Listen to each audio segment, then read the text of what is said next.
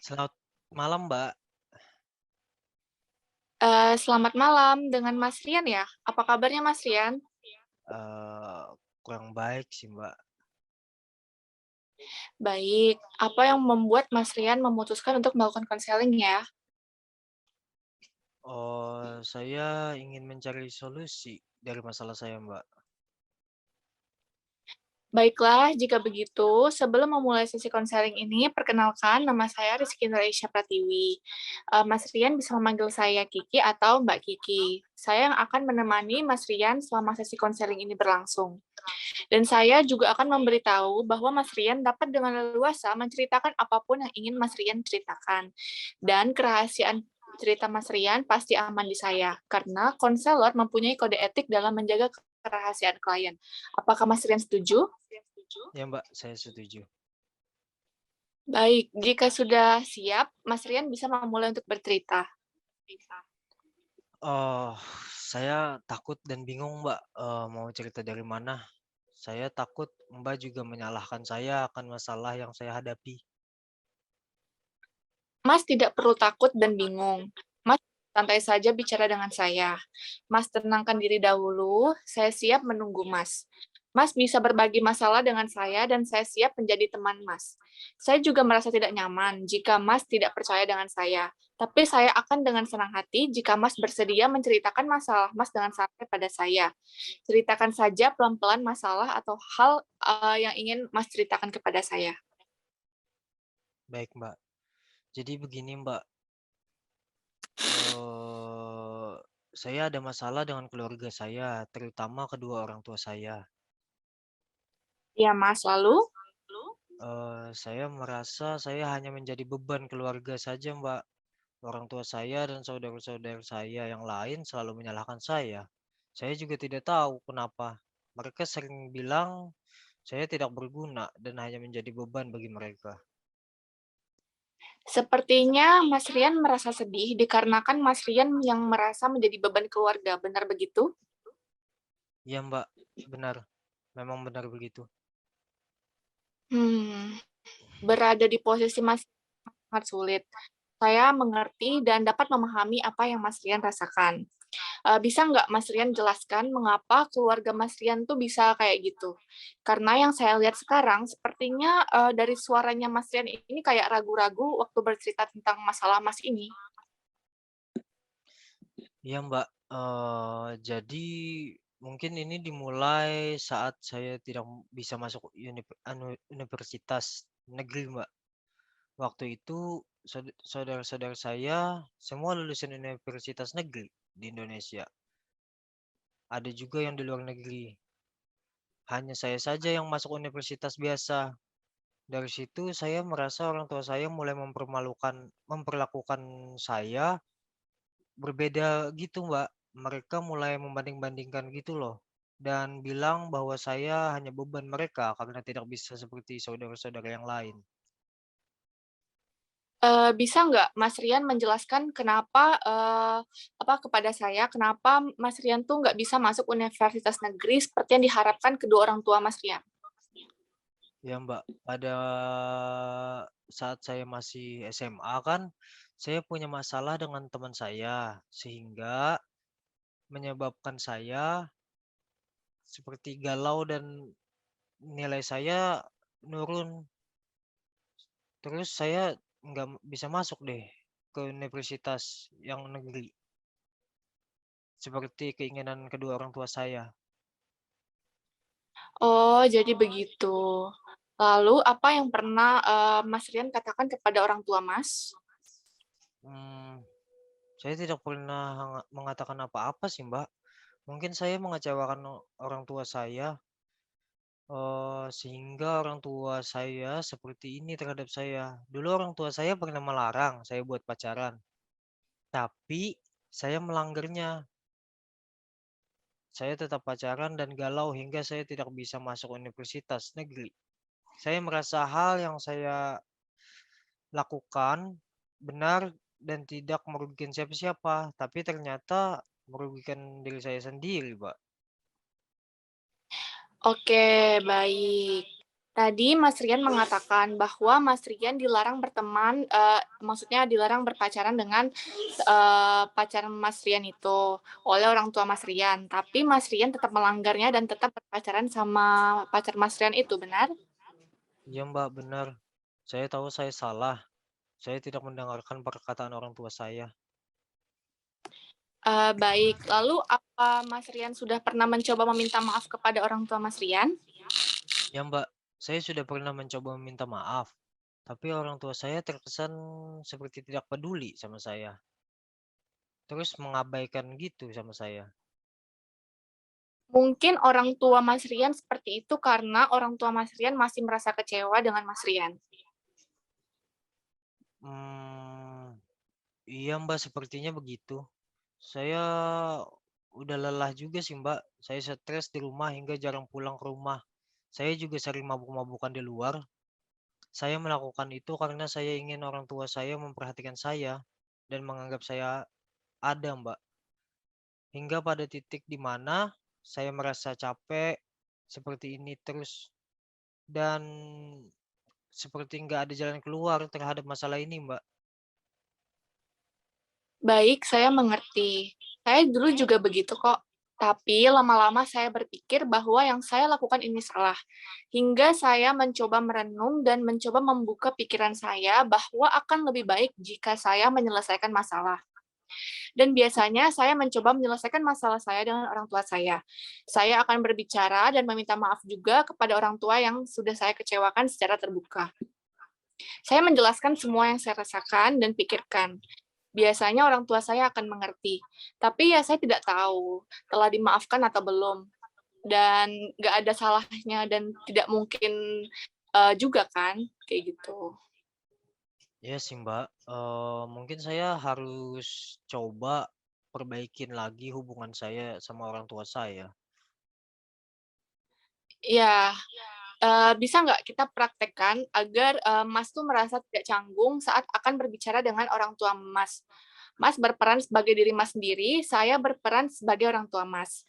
Cobalah untuk meminta maaf. Baik Mbak. Eh, Mah, maafin aku belum bisa buat bangga mama sama papa. Aku gagal masuk universitas negeri yang mama papa pengen. Aku mau minta maaf juga kalau dulu aku nggak dengerin apa kata mama. Untuk nggak pacaran, aku tahu aku salah. Aku jadi anak yang bandel dan nggak mau dengerin mama. Jujur, aku sedih dengan keadaan kita sekarang. Aku sedih tiap mama, papa, dan kakak nyalain aku terus. Aku minta maaf ya, Ma. Gitu, Mbak. Baik, saya yakin Mas Rian tuh bisa untuk berbicara seperti itu kepada orang tua Mas Rian. Ya, Mbak, saya bakal coba. Ya, akan baik jika Mas mencoba memperbaiki hubungan dengan orang tua Mas. Ya, memang susah sih, tapi jika boleh saya sarankan, akan lebih baik jika Mas jujur terhadap apa yang Mas rasakan. Baik, Mbak. Eh, terima kasih saran dan terima kasih juga sudah dengerin cerita saya ya, Mbak. Ya, sama-sama Mas. Ada lagi yang perlu saya bantu? Sudah, Mbak. Cukup, tidak ada lagi. Baik, jika sudah, saya tutup sesi konseling pada hari ini ya Mas. Kita ketemu lagi di sesi konseling selanjutnya. Selamat malam Mas, semoga sehat selalu. Baik, Mbak. Selamat malam. Selamat siang, Rizky. Apa kabar hari ini? Bagaimana perasaan Rizky? Apakah sudah lebih baik dari minggu lalu? Ya, selamat siang Mas. Kabar saya baik Mas. Hanya saja ada perasaan yang sedikit mengganjal. Bisakah Rizky menjelaskan apa yang membuat perasaan Rizky mengganjal? Baik Mas, minggu kemarin kan saya udah menceritakan bahwa saya akan berusaha memperbaiki cara belajar saya dan akan memberitahu kakak saya dengan jujur, supaya kakak saya tidak membuat keributan lagi di rumah, sehingga saya dapat fokus belajar untuk persiapan UAS mendatang. Dan saya juga ingin minta izin ke orang tua untuk mencarikan kos untuk saya selama persiapan UAS sampai selesai UAS nanti. Baik. Jadi saya sudah membicarakan kepada orang tua saya dan orang tua saya sudah menegurnya. Namun kakak saya masih saja membuat keributan pada malam hari. Saya kesal dan saya tidak bisa fokus untuk belajar. Saya pernah mengganti jadwal belajar saya pada siang hari, tapi selama pandemi ini saya sibuk untuk membantu ibu di rumah. Jadi waktu belajar saya tidak tertata dengan baik, Mas. Memang tidak mudah membuat Kakak Rizky untuk berhenti membuat keributan pada malam hari. Tetapi Rizky sudah berusaha mencoba menegur Kakak Rizky lewat orang tua Rizky. Itu sangat bagus. Jadi permasalahannya Rizky kesal dengan Kakak Rizky karena keributan itu terulang lagi dan ingin kos saja untuk fokus belajar. Iya, Mas, memang benar begitu. Oke, Rizky mengatakan sudah berbicara kepada orang tua Rizky agar menegur kakak Rizky untuk tidak membuat keributan di malam hari. Tapi, kemudian Rizky berkata bahwa Rizky masih sering mendengar suara ribut yang ditimbulkan oleh kakak Rizky di malam hari. Benar, Mas, saya merasa tidak nyaman saat berada di rumah. Apakah Rizky sudah mencoba menegur kakak Rizky ketika peristiwa keributan itu terjadi? Tidak sih, Mas. Saya selalu menyuruh ayah atau ibu saya untuk menegur kakak saya. Tapi entah mengapa, kakak saya tuh kayak, apa tuh, saya tuh kayak nggak mau negur lagi gitu loh rasanya, karena males gitu loh. Hmm, Mungkin Rizky tidak mau menegur kakak Rizky karena Rizky masih marah dan kesal dengan kakak Rizky dan Rizky belum memaafkan dia gitu. Iya, Mas, perasaan saya tuh masih jengkel banget, hingga saya tuh pengen marah sama dia gitu loh. Hmm. Jadi sekarang Rizky ingin kos. Iya, Mas, saya ingin kos. Saya terlalu perfeksionis, Mas, sehingga saya ingin semua tugas selalu baik nilainya. Namun karena saya tidak fokus saat mengerjakan tugas di rumah karena kakak saya, nilai-nilai saya jadi turun drastis, Mas. Saya capek. Sepertinya Rizky merasa tidak nyaman ketika bercerita tentang hal yang tadi Rizky rasakan. Soalnya saya melihat Rizky tidak menatap mata saya dari tadi. Seolah-olah Rizky tidak nyaman terhadap saya. Apakah seperti itu yang Rizky rasakan? Tidak begitu, Mas. Hanya saja tuh saya tuh merasa takut kalau cerita permasalahan saya ini terdengar oleh orang lain. Saya tidak ingin masalah yang terjadi pada lingkup keluarga menjadi bocor keluar, takut jadi omongan orang gitu. Tenang saja. Yang saya katakan minggu lalu bahwasanya saya merupakan konselor yang akan mendampingi Anda selama proses konseling. Saya akan mendengarkan penuh apa yang Anda ceritakan, sehingga tidak perlu ragu atau malu untuk menceritakan apapun. Apapun yang Rizky ceritakan, akan saya jamin kerahasiaannya. Namun, apabila ada sesuatu yang di luar kemampuan saya akan menyerahkan kepada supervisor saya untuk membantu. Iya, Mas, saya mengerti. Terima kasih, Mas. Baik. Apakah ada saat-saat di mana ketika kemarahan dan kelelahan muncul sangat kuat, namun Rizky memutuskan untuk tetap di rumah? Ada sih, Mas, tapi tidak terlalu besar. Keinginan saya untuk meminta izin untuk kos tuh kuat sekali, karena saya merasa kakak saya akan terus begitu, meskipun sudah sering saya tegur oleh orang tua saya. Seandainya saat Rizky bangun tidur besok pagi, tiba-tiba rasa kesal, marah, dan lelah hilang begitu saja. Apa yang akan Rizky lakukan pertama kali?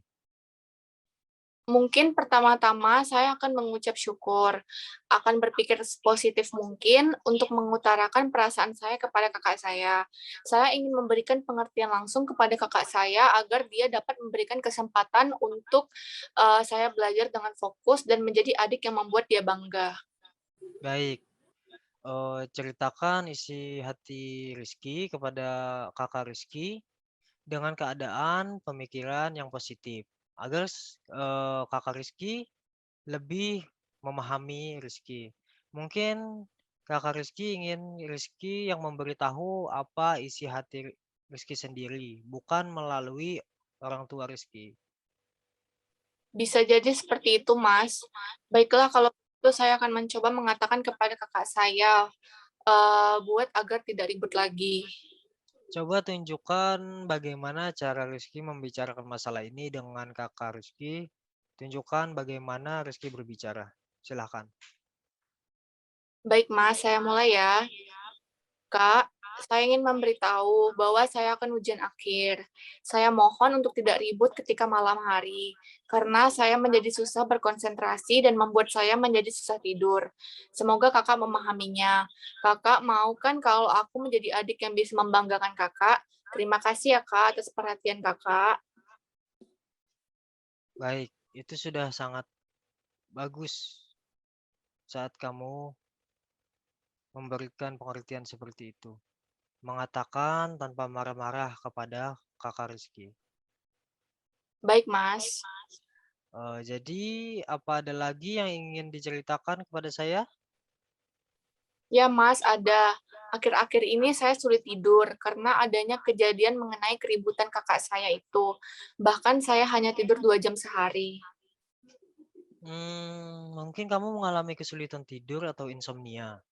Karena salah satu hal yang memicu adalah stres. Misalnya karena terlalu memikirkan tugas atau ujian itu, terus kondisi kesehatan, atau juga memiliki ketidaknyamanan di malam hari. Lalu menurut Mas Rian, saya harus gimana ya? Mungkin kamu bisa ke dokter umum dulu, lalu usahakan untuk tidak memikirkan apapun dan beristirahat. Baik, Mas. Saya melihat kamu memiliki kontak mata yang baik. Kamu semakin banyak tersenyum dan semakin terbuka untuk berubah menjadi lebih baik. Dan juga berani mengungkapkan perasaan kamu. Iya, Mas. Sebenarnya keadaan saya jauh lebih tenang setelah sesi konseling. Baik, itu merupakan berita bagus. Ketika kamu kesulitan konsentrasi lagi, cobalah untuk duduk, kemudian bayangkan bahwa Rizky bisa melawan hal itu. Usir pengacau yang ada di pikiran Rizky dan di hati Rizky yang membuat Rizky resah akan hal itu. Anda Ba- jauh lebih kuat dibanding itu. Baik, Mas. Saya akan lakukan itu. Baik. Ketika saya sulit berkonsentrasi, saya akan memutar instrumen musik, suara alam seperti ombak, hujan, dan mendengarkannya. Lalu saya akan dapat mengerjakan pekerjaan saya dengan baik, juga lebih menenangkan. Kalau kamu bagaimana? Ketika saya sulit berkonsentrasi, saya akan beristirahat sebentar untuk memulihkan energi saya dan memulai mengerjakan tugas lagi ketika suasana hati saya dan pikiran saya menjadi fokus kembali. Itu bagus, bagus sekali Rizky. Baiklah Rizky, kita lanjutkan sesi konseling minggu depan ya, karena waktunya sudah habis. Baik, Mas. Terima kasih, Mas, untuk hari ini. Baik, terima kasih kembali Rizky.